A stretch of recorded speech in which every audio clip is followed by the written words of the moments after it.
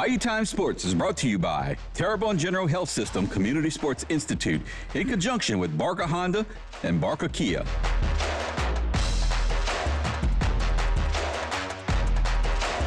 Hi, everybody. Welcome to Bayou Time Sports. It is my pleasure to have here with me the head coach of the Nicholls State Colonels football program, Tommy Rybacki.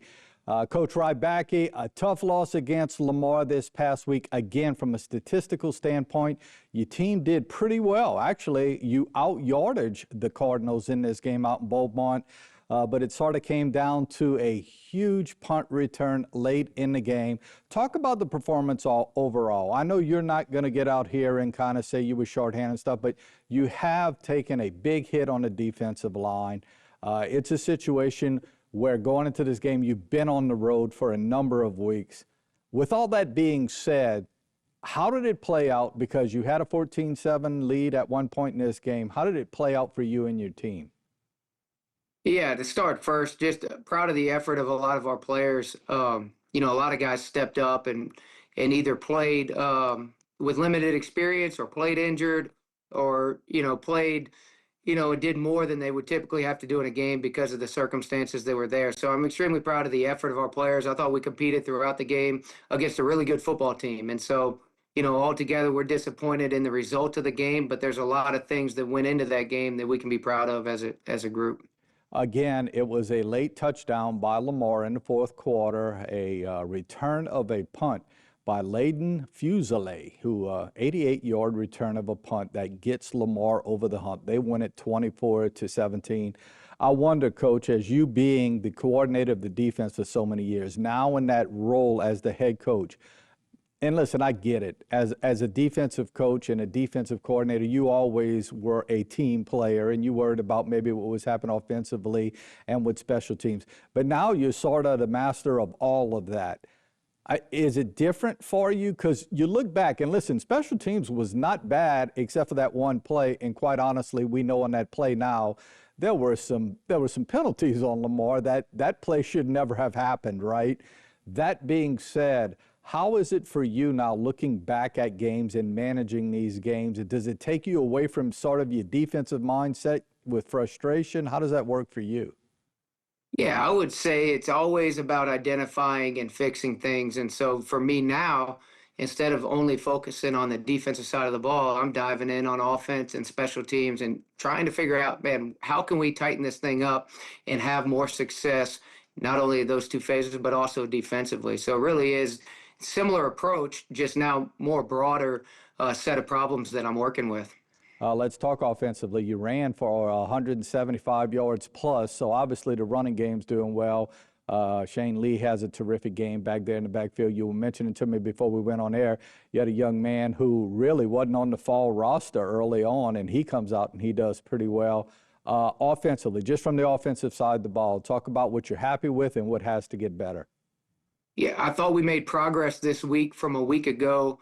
In terms of our performance offensively, that showed on the scoreboard and also through the yardage. And I think there's still a lot more plays and success out there that we can go get once we shore some things up. You talked about the running game. I thought the two big runs early in the game by Shane Lee were huge to set us up with some good rushing numbers for the entire game. And then to have Caden Ando step up, a young player, a freshman, along with a number of other freshmen who played in the game.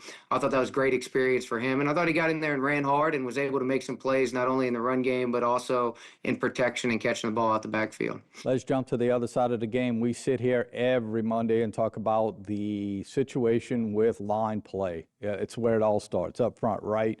Defensively, you have some injuries on the defensive front, but you had some guys who came up and played well. As a matter of fact, defensively, if you would have told me early on that you would have had Lamar at 17 points in the fourth quarter, I would have told you that's a win.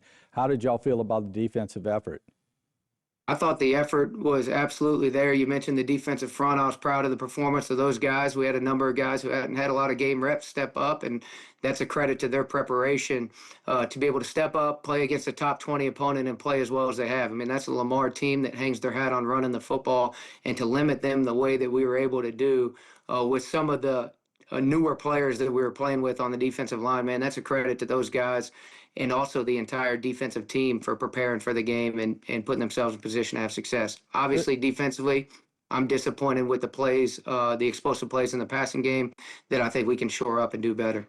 Yes, Gabe Showalter's doing a good job for you kicking. Your punting is getting, I think, more consistent. Special teams is good. It's hard to say that when you give up the 88-yard return, but all that being said, it's not a bad effort in totality by all three phases of the game, but unfortunately just that little click of getting it all together to get over the hump and win a game, right?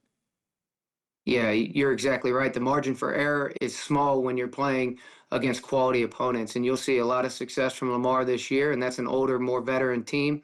And so, when you're playing those types of games, you can't make the mistakes, even the small ones, even the ones that you only make a couple times, because they're going to come back to bite you, and that's exactly what happened in that game. Are you a proponent of sitting around and having an off week next week, or you'd like to get right back at it and get on the field this Saturday?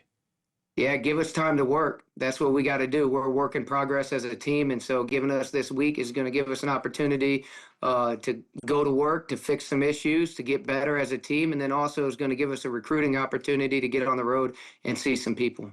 Awesome, awesome. Again, the Colonel's not back on the field for 2 weeks. Next Saturday off, and then they'll take on Stephen F. Austin the following week on October 18th. Coach, thank you so much for the time. As always, we wish you the best of luck, and we hope these 2 weeks do the trick with your team. Yes, sir. Thank you, Stan.